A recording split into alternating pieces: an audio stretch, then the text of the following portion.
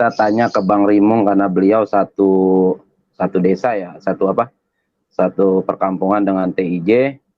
Assalamualaikum Bang Rimung. Waalaikumsalam.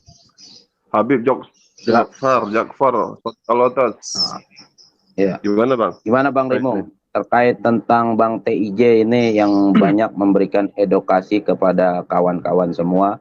Dari pandangan Bang Rimung, bagaimana? Silakan Bang Rimung. Alhamdulillah, bismillahirrahmanirrahim. Ya menurut pandangan saya, Bang TIJ itu sangat di satu sisi memang benar apa kata beliau. Dulunya saya nggak percaya sama beliau.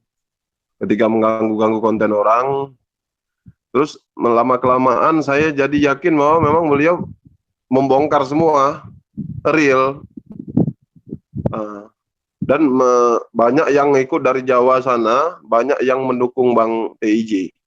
Bukan hanya di Aceh juga, bahkan dari Jawa sana.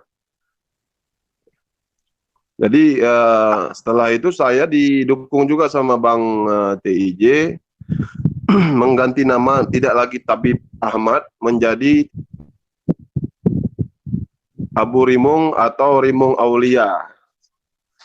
Gitu.